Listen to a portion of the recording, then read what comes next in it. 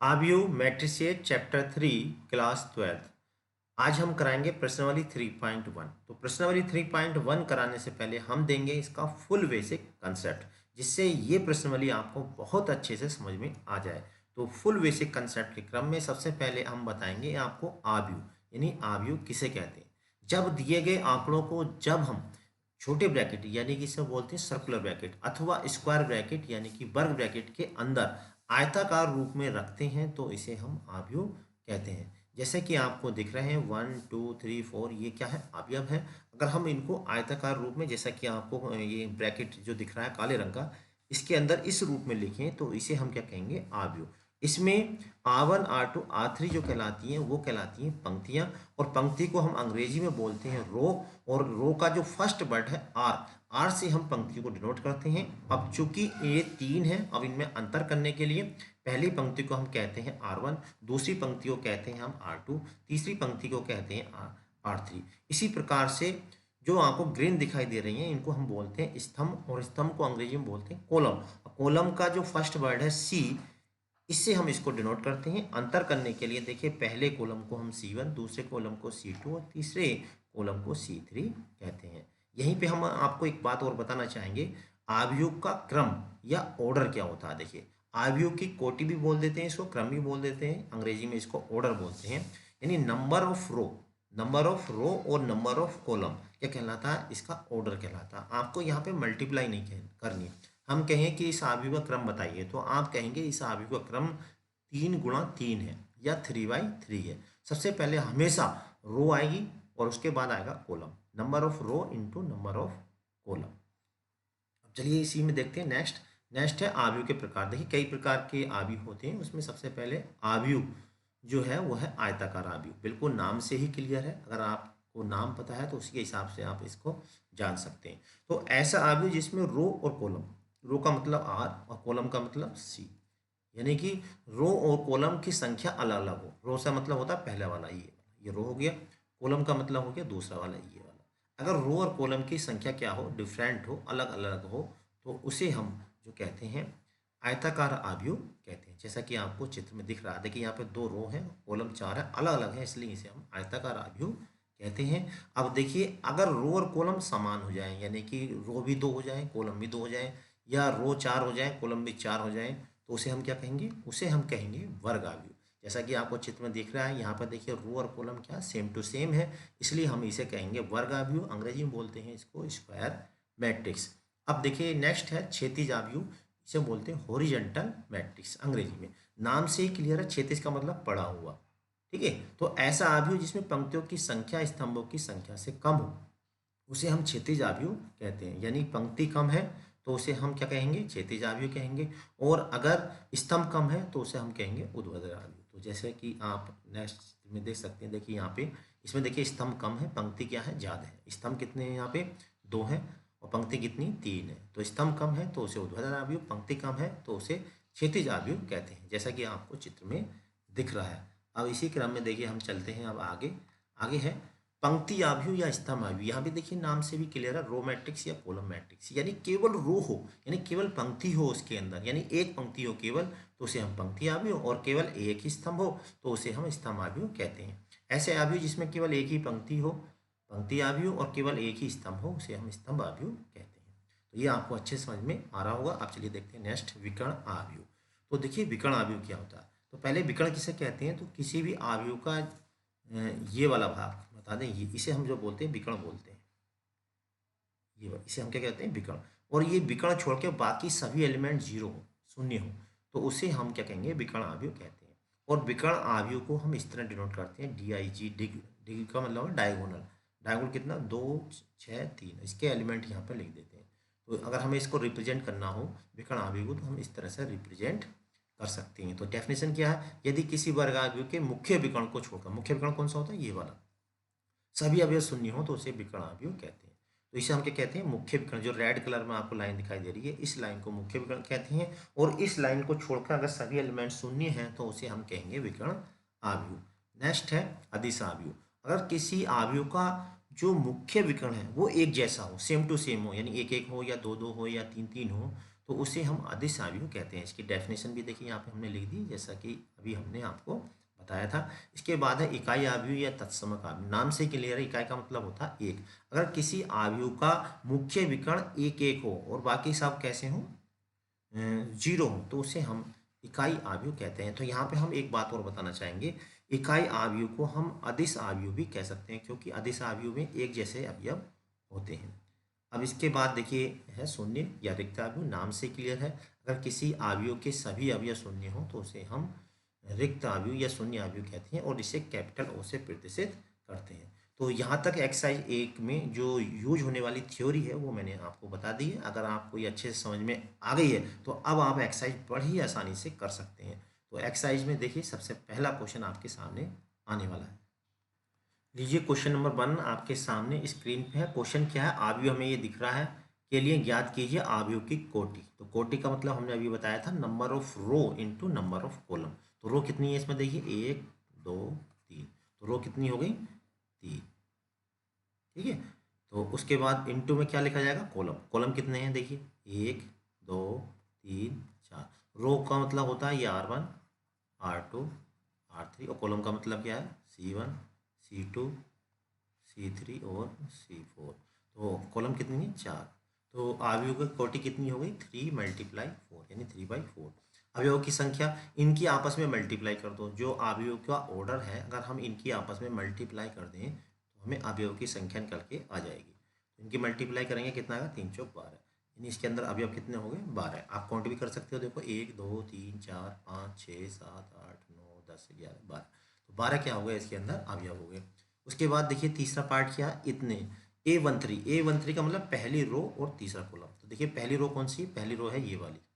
तो यहाँ मैं ये ले लेता हूँ रेड वाला कलर। तो पहली रो कौन सी है ये वाली, और 3 का मतलब कॉलम, यानी हमेशा पहले हमने बताया था रो लिखेंगे उसके बाद लिखेंगे कॉलम। तीसरा कॉलम, तो तीसरा कॉलम कौन सा ये वाला। अब देखिए इनका कटान बिंदु कौन सा बैठ रहा है, रो और कॉलम।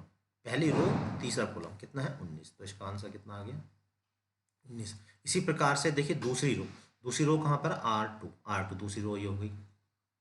इसे मैं अलग कलर से ले लेता हूँ जिससे आपको अंतर मालूम चल जाए। दूसरी रो कौन सी है ये वाली, और कॉलम कौन सा है पहला, कॉलम पहला। अब इनका कटान बिंदु कौन सा बैठ रहा है, देखिए कटान बिंदु बैठ रहा है 35, तो इसका आंसर कितना आ गया 35। बात समझ में आ रही। इसके बाद देखिए 3 तो इसके लिए मैं फिर देखिए अलग कलर ले लेता हूँ। 3 यानी तीसरी रो कौन सी है ये वाली है, और तीसरा कॉलम कौन सा तीसरा ये वाला, देखिए ये तीसरा कॉलम। तो तीसरी रो और तीसरे कॉलम का कटान बिंदु कितना है -5, तो इसका आंसर आ गया -5। अब ये कलर इसमें नहीं चलेगा तो मैं यहाँ पे दूसरे कलर से ही लिख देता हूँ। तो मैं यहाँ पे -5 चलो ब्लैक से लिख देता हूँ, ठीक है। अब इसके बाद देखिए इसी तरह से 2 4 लिखेंगे, दूसरी रो और चौथा कॉलम। तो दूसरी रो देखिए दूसरी R2 दूसरी रो और चौथा कॉलम C4 कौन सा है ये वाला 12, तो इसका आंसर कितना आ जाएगा 12 आ जाएगा। इसके बाद देखिए क्या है, दूसरी रो और तीसरा कॉलम। दूसरी रो ये है, कॉलम कौन सा तीसरा वाला। तो दूसरी रो और तीसरे कॉलम कितना 5/2, ये इसका आंसर आ गया 5/2।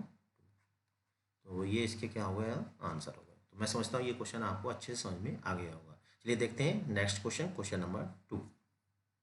तो देखिए क्वेश्चन नंबर 2 आपकी स्क्रीन पे है। यदि किसी अवयव में 24 अवयव हैं, कितने अवयव हैं 24, तो इसकी संभव कोटियां क्या होंगी। तो हमें क्या बतानी है इसकी संभव कोटियां क्या होंगी। इसमें 13 अवयव हैं तो इसकी कोटियां क्या होंगी। कोटि का मतलब होता है number of row into number of column. Element कितने दे रखे 24, आपके हमें जो है रो और कॉलम की मल्टीप्लाई करके दे रखा है। तो कितनी कोटियां होंगी, तो इसके लिए हम क्या करेंगे पहले 24 के फैक्टर कर लेंगे। अब देखिए आपको बता दें फैक्टर दो प्रकार के होते हैं, एक प्राइम फैक्टर एक फैक्टर। तो यहाँ पे आपको फैक्टर करने हैं, प्राइम फैक्टर नहीं करने, क्योंकि प्राइम फैक्टर में क्या होता है फिर ये आगे वाले 6 8 12 14 ये नहीं आएगा, ठीक। तो हमें क्या करने हैं 24 के फैक्टर करने हैं। तो 24 के फैक्टर क्या हो सकते हैं, एक हो सकता है, 2 हो सकता है, 3 4 6 8 12 14, यानी वे नंबर जो 24 को काट दें, ठीक है। अब देखिए इसकी कोटियाँ कैसे लिखनी है। तो 24 अवयव वाले अवयव में संभव कोटियाँ कैसे लिखनी है। तो आप सबसे पहले पहला अवयव लिखें और इसकी कितने से मल्टीप्लाई करें कि वो 24 आ जाए, 24 से करनी पड़ेगी। तो एक कोटि तो ये हो गई। दूसरी क्या हो जाएगी, एक के बाद आ गया 2, 2 लिखें, 2 के कितने से मल्टीप्लाई करेंगे 24 हो जाए। तो यहाँ पर लिखना पड़ेगा आपको 12, यानी एक के साथ कौन सा लेना पड़ेगा, एक के साथ लेना पड़ेगा लास्ट वाला। इस तरह 2 के साथ फिर कौन सा लोगे, 2 के साथ ये वाला लोगे, 2 गुणा 12। उसके बाद 3 के साथ कौन सा आएगा, 3 के साथ आएगा ये वाला, ऐसे। तो 3 गुणा 8, ये क्या है, इसकी संभव कोटियाँ यानी ऑर्डर। उसके बाद बीच वाले कौन से बचे, 4 गुणा 6। अब क्या का पलट दो, पलट दो का मतलब अब यहाँ से चालू कर दो, उल्टा चालू कर दो। अभी क्या लेंगे हम, इन्हें पलट देंगे। यहाँ पर आगे आप क्या आएंगे, देखिए 6 8 8 4 6, फिर 6 4। अब इनको पलटना चालू कर दो, 6 4। उसके बाद क्या आएगा, 8 3, क्योंकि सभी संभव कोटियाँ लिखनी है। फिर क्या आएगा, 12 2, 12 मल्टीप्लाई 2। फिर क्या आएगा, 24 मल्टीप्लाई 1। ठीक है, तो इस प्रकार से आप संभव कोटियाँ ले सकते हैं। इसी प्रकार से देखिए 13 के हम फैक्टर करेंगे तो वो 1 और 13 होंगे। तो 13 में क्या क्या कोटियाँ बनेंगी, 1 मल्टीप्लाई 13। ठीक है, और दूसरा क्या होगा, इसको पलट दो, 13 मल्टीप्लाई 1। ठीक है, तो इसके 2 ही आंसर हो जाएंगे। तो ये बात आपको अच्छे समझ में आ गई होगी। बिल्कुल देखिए तीसरा क्वेश्चन भी बिल्कुल सेम यही है, ये आपको खुद करना है। किसी आयु में 18 अवयव हो, तो 18 के पहले देखिए हमने क्या कर लिए, फैक्टर कर लिए। इसी तरह से 5 के फैक्टर कर लिए। अब इसकी संभव कोटियाँ निकाल ली। तो बिल्कुल वैसे ही जैसा कि अभी क्वेश्चन नंबर 1 हमने किया, बिल्कुल सेम ऐसे ही आपको करना है। ये आप खुद करेंगे। तो ये क्वेश्चन आपको होमवर्क में दिया जा रहा है, HW। ठीक है, आप इसको स्वयं ट्राई करें। ठीक है, इसका आंसर जरूर कमेंट बॉक्स में बताएं कि इसके आंसर क्या है। तो नेक्स्ट क्वेश्चन आएगा, आप देखिए क्वेश्चन नंबर 3। ये हो गया, हाँ क्वेश्चन नंबर आएगा अब 3। तो 3 तो ये हो गया। क्वेश्चन नंबर 4, क्वेश्चन नंबर 4 क्या, देखिए पहले हम समझते हैं। क्वेश्चन नंबर 4, एक 2x2 आव्यूह ये की रचना कीजिए। यानी हमें एक आव्यूह लिखना जिसका ऑर्डर कितना है, 2x2, यानी 2 रो लिखनी, 2 कॉलम लिखने हैं, जिसके अवयव निम्नलिखित प्रकार से प्रदत्त हैं। यानी अवयव जो हमें इस कंडीशन से निकालने हैं। तो यहाँ पर देखिए 2x2 क्रम का जो आव्यूह होता पहले कैसा होता वो हम लिख लेते हैं। तो 2x2 का जो आव्यूह होगा वो ये होगा, A11 A12 और A21 और A22। ये होगा 2x2 का आव्यूह होगा। इसे हाँ ऐसे लिख देते हैं, 2x2 का। इसका मतलब क्या, देखिए 2 रो हैं और 2 कॉलम। A11 का मतलब पहली रो पहला कॉलम, A12 का मतलब पहली रो है दूसरा कॉलम, 21 का मतलब दूसरी रो और पहला कॉलम, A22 का मतलब दूसरी रो दूसरा कॉलम। अब यहाँ पे इनकी वैल्यू निकाल कर रखनी, कहाँ से, जो हमें प्रतिबंध दे रखा है यहाँ से हम इसकी वैल्यू निकालेंगे। तो जो प्रतिबंध हमें दे रखा है पहले देखिए वो मैं लिखूंगा। तो हमें प्रतिबंध दे रखा AIJ इक्वल टू कितना, I plus J, I plus J. इसको मैं ठीक से लिख लेता हूँ। तो यहाँ है ये I plus J upon 2, I plus J का होल स्क्वायर। अब देखिए ये वेक्टर लगा रहा हूँ मैं, ये वेक्टर में लगता है ऐसे, जे का होल स्क्वायर। अब देखिए यहाँ से हमें निकालना क्या क्या निकालना, हमें A11 निकालना। तो I की जगह 1 रख देंगे, जे के स्थान पे 1 रखेंगे। तो I के स्थान पे 1 रखा, जे के स्थान पे 1 रखा। इसका स्क्वायर करना, अपॉन में कितना 2 है। इसको सॉल्व करेंगे, 1 और 1 कितना हो गया, 2, 2 का वर्ग हो गया 4। अब 2 से इसको काट देंगे, कितना आ गया 2। ठीक है, बिल्कुल इसी प्रकार से हम निकालेंगे अब A12।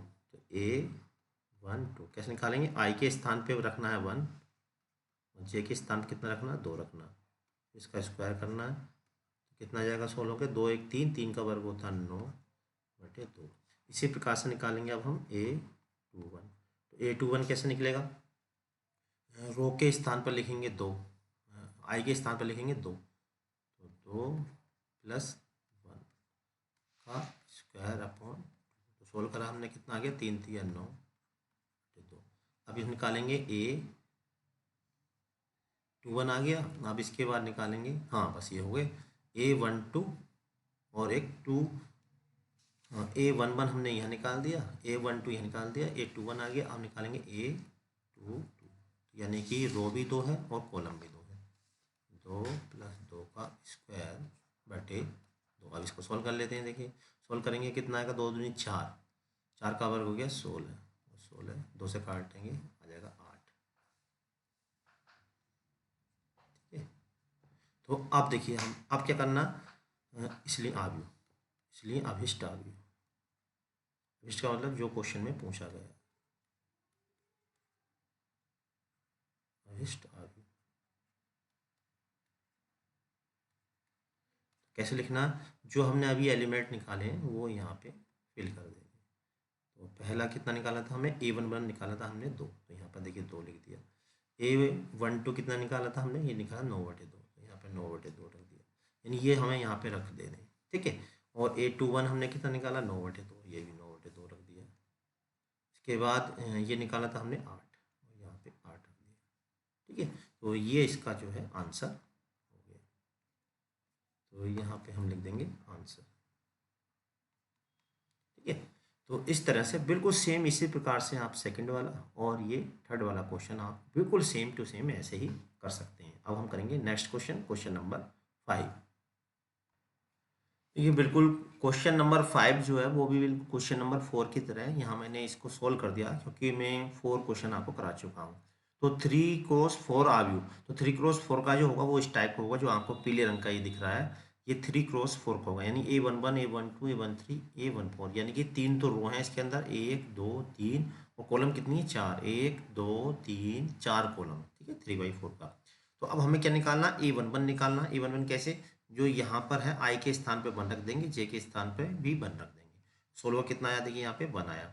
बिल्कुल इसी प्रकार से फिर निकालना A12, तो 12 कैसे निकलेगा, इस आई के स्थान पे 1 और जे के स्थान पे 2 रखेंगे, हम सोल्व कर देंगे। तो यहाँ पे एक बात और बता दी, मोड है, तो मोड के अंदर कोई निगेटिव आता है सोल्व होकर, उसे हम प्लस में कर देंगे। इसलिए यहाँ पे देखिए जो आंसर लिखा है इसमें कोई भी जो है माइनस में नहीं है, क्योंकि मोड के अंदर जो है जो सोल्व करने के बाद जो पॉजिटिव संख्या आती है। तो यहाँ पे हमने इसी तरह से जैसे पहला क्वेश्चन किया था बिल्कुल सेम ऐसे ही किया, और इसी प्रकार से आप ये वाला सेकंड पार्ट भी कर सकते हैं। तो अब हम कराएंगे क्वेश्चन नंबर 6। देखिए क्वेश्चन नंबर 6 आपकी स्क्रीन पे है। क्वेश्चन नंबर 6 क्या, पहले इसको अच्छे से देख लेते हैं। तो क्वेश्चन नंबर 6 है, निम्नलिखित समीकरणों में एक्स वाई जेड के मान याद कीजिए। तो आपको बता दें, दो अवयव अगर समान हो यानी कि सेम ऑर्डर के हों, तो हम उनकी संगत अवयव की तुलना कर सकते हैं। तो यहाँ पर देखिए पहला दूसरा तीसरा तीनों ही क्वेश्चन में जो है दोनों तरफ लेफ्ट और राइट में अवयव समान है, यानी कि सेम ऑर्डर की हैं। तो इसका ऑर्डर देखिए कितना 2/2, इसका भी 2/2 है। इसका ऑर्डर देखिए ये भी 2/2 का, और इधर है 3 रो हैं 1 कॉलम है, यानी 3/1, और इधर भी 3/1, यानी ऑर्डर सेम है, दोनों साइड में सेम है। तो हम इनके संगत अवयव की तुलना कर सकते हैं। इसके लिए ये लाइन लिखेंगे, देखिए दोनों अवयव समान है अतः अवयव के संगत अवयव की तुलना करने पर। तुलना कैसे करनी है, देखिए यहाँ पे कितना 4 है, और इसके संगत यहाँ पर देखिए कितना है, तो 4 बराबर हो जाएगा y, यानी y का मान कितना आ गया 4। लीजिए एक आंसर तो हो गया ये वाला, ठीक है। बिल्कुल इसी प्रकार से दोबारा तुलना करेंगे। देखिए यहाँ पे कितना है x के यहाँ पे कितना 1, तो x इजिकल टू कितना हो जाएगा 1। दूसरा आंसर ये हो गया। फिर यहाँ पे देखिए z निकालना, तो यहाँ पे देखिए कितना 3, और यहाँ पे कितना z, बिल्कुल संगत अवयव की तुलना कर सकते हैं। 3 इजिकल टू z, यानी कि z इजिकल टू आ गया 3, ठीक है। बिल्कुल इसी प्रकार से सेकंड वाला देखिए, यहाँ x प्लस वाई है, तो x प्लस वाई के प्लेस पे कितना रखेंगे इक्वल टू 6, यानी कि इसे हम यहाँ लाइन खींच देते हैं, x प्लस वाई बराबर कितना 6, इसे डाल देते हैं इक्वेशन फर्स्ट। अब दूसरा देखिए यहाँ पे फिर क्या है, y प्लस जेड बराबर कितना हो जाएगा 5, यानी 5 plus z, 5 plus z equal to कितना हो जाएगा 5। ये आ गई इक्वेशन, इक्वेशन आ गई 2। अब तीसरा क्या है, देखिए यहाँ पे x y is equal to कितना 8, x y is equal to कितना हो गया 8। अब इन तीनों को सॉल्व करना है, ठीक है। बिल्कुल ऐसे ही ये वाला करेंगे तीसरा वाला पार्ट। तो पहले देखिए सोल्व कैसे करेंगे इनको। सोल्व करने के लिए यहाँ से हम x का मान निकाल लेते हैं या y का, चलिए y का निकाल लेते हैं। y बराबर कितना हो जाएगा 8/x, और ये मान उठा कहाँ रख देते हैं फर्स्ट में, ये मान कहाँ रखेंगे एक में, ये मान 1 में रखने, जब हम ये 1 में रखेंगे तो देखिए सोल्व होकर y की वैल्यू हो जाएगी, तो यहाँ x की वैल्यू हो जाएगी, x प्लस के ये कितना 8/x इजिकल टू कितना 6। अब यहाँ पे कुछ नहीं है 1 है, तो इसका एलसीएम ले लेंगे। देखिए x, तो यहाँ कितना हो जाएगा x² प्लस के 8 इजिकल टू 6। इसको सोल्व कर लेते हैं, हो जाएगा x² प्लस 8, ये हो जाएगा 6x। पक्षांतर करेंगे, x² माइनस के 6x हो जाएगा और प्लस के 8। अब इसके हम देखिए गुणनखंड कर लेते हैं, 4 दूनी 8, यानी कि माइनस के 4x माइनस के 2x प्लस के 8, ये हमने गुणनखंड कर लिया। यहाँ से देखिए क्या कॉमन है, एक्स कॉमन ले लिया, एक्स माइनस 4, यहाँ पे -2 कॉमन ले लिया, एक्स माइनस 4 इक्वल टू 0। तो एक्स माइनस 4 कॉमन आ गया यहाँ से, और यहाँ कितना हो गया, एक्स माइनस के 2। तो यहाँ से x माइनस 4 को 0 के बराबर रखेंगे, तो x बराबर आ गया 4। इसी तरह से यहाँ पे x माइनस 2 को 0 के बराबर रखेंगे,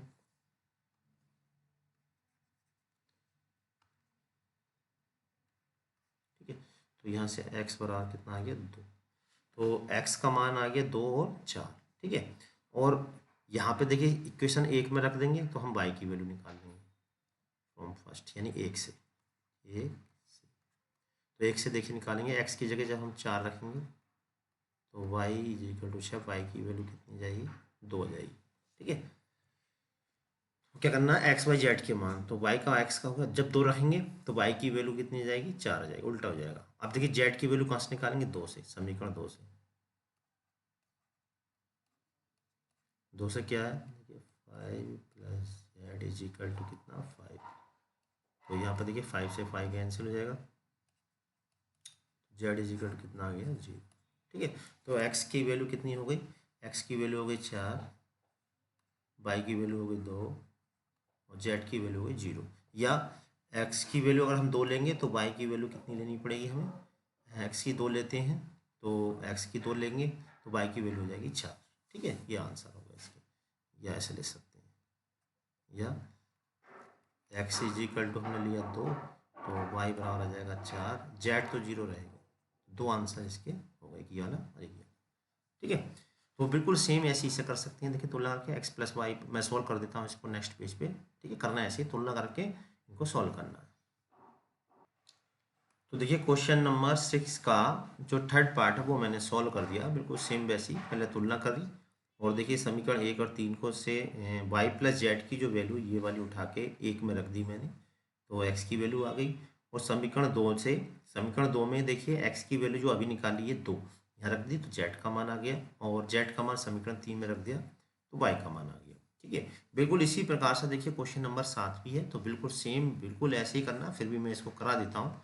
तो ये भी क्वेश्चन बिल्कुल सेम है, पहले ये लाइन लिखेंगे, दोनों अवयव समान है अतः अवयवों के संगत अवयवों की तुलना करने पर। तो तुलना कैसे की जाएगी, पहले भी क्वेश्चन में हम कर चुके हैं, एक बार और बता दें, a माइनस बी बराबर हो जाएगा माइनस का 1, डाल देंगे इसको इक्वेशन फर्स्ट। दूसरा है 2a माइनस बी बराबर हो जाएगा 0, इसे डाल देंगे इक्वेशन, ठीक है। बिल्कुल इसी प्रकार से देखिए यहाँ पे 2a plus c is equal to हो जाएगा 5, और यहाँ हो जाएगा 3c plus d is equal to हो जाएगा 13।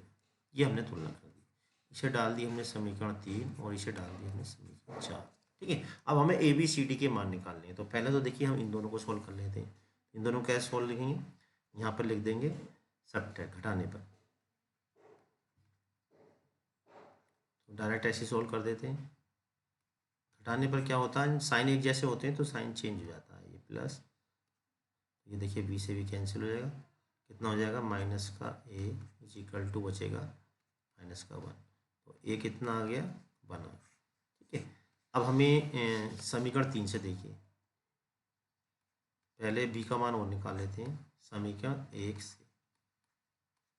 तो 1 में हम देखिए 1 की जगह 1 रख दिया, तो बी की वैल्यू हम यहाँ से निकाल लेंगे, ये हो जाएगा -1, इधर जाकर -1 हो गया, v इज इक्वल टू -2, तो v इज इक्वल टू आ गया, माइनस माइनस हो जाएगा प्लस, b की वैल्यू आ गई, ठीक है। अब कहाँ से, समीकरण 3 से, समीकरण 3 से, तो 3 से देखिए हम क्या निकालेंगे, a की वैल्यू हम पहले निकाल चुके हैं, 2 × 1, यहाँ से देखिए c की वैल्यू निकल के आ जाएगी, तो ये कितना होगा 2, इधर आके घट जाएगा 5 - 2, c बराबर आ गया 3, ठीक है। अब समीकरण 4 से, समीकरण 4 से, तो 4 कौन सी है, ये वाली देखिए, 3 c की जगह कितना है 3 प्लस के डी इज इक्वल टू 13, तो 3 × 9, 9 ये कितना बचेगा, डी आगे 13 में से 9 गए, जाएगा 4। ठीक है, तो ये इनका आंसर है। ठीक है, तो बिल्कुल आसान क्वेश्चन है, आराम से इसको कर सकते हैं। देखिए देखते हैं नेक्स्ट क्वेश्चन, क्वेश्चन नंबर 8। तो ये ऑब्जेक्टिव क्वेश्चन है। अब इसमें जो हमने थ्योरी बताई है, अगर वो आपने अच्छे से समझ रखी है तो इन क्वेश्चन का आंसर दे सकते हैं। देखिए ए हमें दे रखा आई जे, आई जे का मतलब होता है यहाँ पे तो होता ऑर्डर, और यहाँ आई होता एलिमेंट, यानी आई की जगह 1 रखो, जे की जगह 1 रखो, तो ये पहला एलिमेंट हो जाएगा, पहली रो पहला कॉलम। एम क्रॉस एन का मतलब इसका ऑर्डर है। एक वर्ग आव्यूह है, तो वर्ग आव्यूह किसे कहते हैं, जैसा कि हमने अभी स्टार्टिंग बताया था, ऐसा आव्यूह जो सेम ऑर्डर हो, यानी रो और कॉलम सेम हो। तो रो और कॉलम, एक पहली रो होती है, एम रो है, एन कॉलम है, तो सेम किसमें, देखिए ये वाली, तो इसका आंसर क्या होगा, ये वाला। तो वर्ग आव्यूह में पंक्तियों की संख्या स्तंभों की संख्या के बराबर होती है, तो ऐसा कौन सा ऑप्शन है इसमें, सी वाला। तो राइट ऑप्शन क्या हो गया इसका, सी हो गया। अब यहीं पे देखिए देखते हैं next question, question number 9। X और वाई के प्रदत्त किन मानों के लिए आव्यूह का निम्नलिखित युग्म समान है। अब देखिए युग्म क्या दे रखा है, हमें समान दे रखा है। तो जब समान दे रखा है तो हम फिर वही लाइन लिखेंगे जैसा कि हमने पहले बताया था। तो यहाँ पर देखिए अब तुलना करेंगे, तो पहले वाला तुलना करेंगे तो 3x + 7 बराबर कितना हो जाएगा, 0। एक्स बराबर कितना आ जाएगा, -7/3। 7 इधर जाएगा माइनस में, 3/1 जाएगा। तो यहाँ पर देखिए x = -7/3, पहले वाले में भी नहीं है, यानी पहला इसका ऑप्शन नहीं है। सी वाला जो पार्ट है इसमें भी नहीं है, और जो डी वाला है इसमें भी नहीं है। तो इसका मतलब कौन सा आंसर हो गया, ज्ञात करना संभव नहीं है।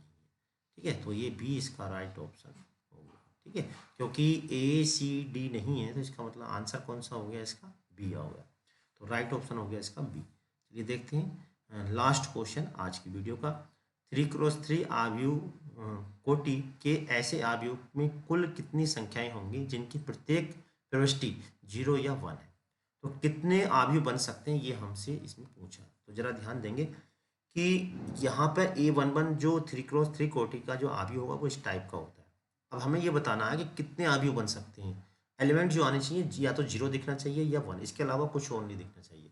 यानी कि हम जो A11 है इसके प्लेस में क्या रख सकते हैं, या तो 0 रख सकते हैं या 1 रख सकते हैं।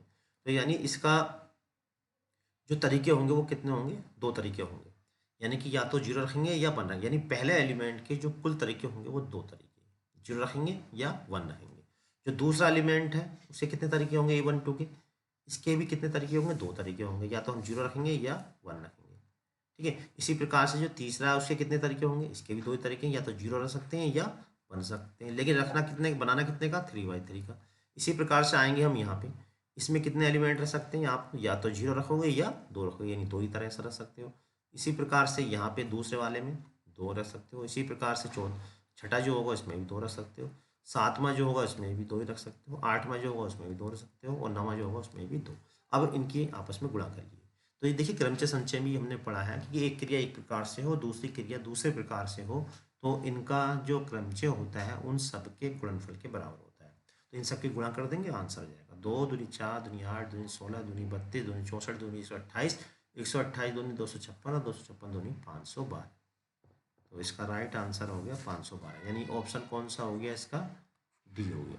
तो यहाँ पर देखिए हमने क्वेश्चन नंबर 1 से लेके 10 तक और पहली प्रश्नावली का फुल बेसिक कंसेप्ट आपको दे दिया है।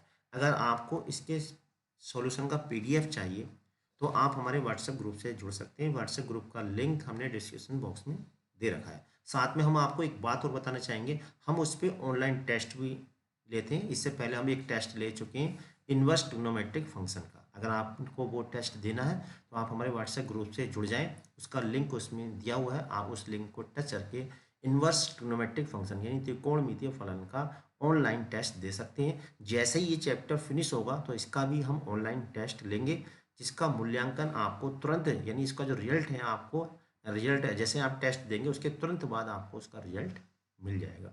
अगली वीडियो तक के लिए आप हमारे चैनल पर बने रहें। तब तक के लिए जय हिंद, जय भारत।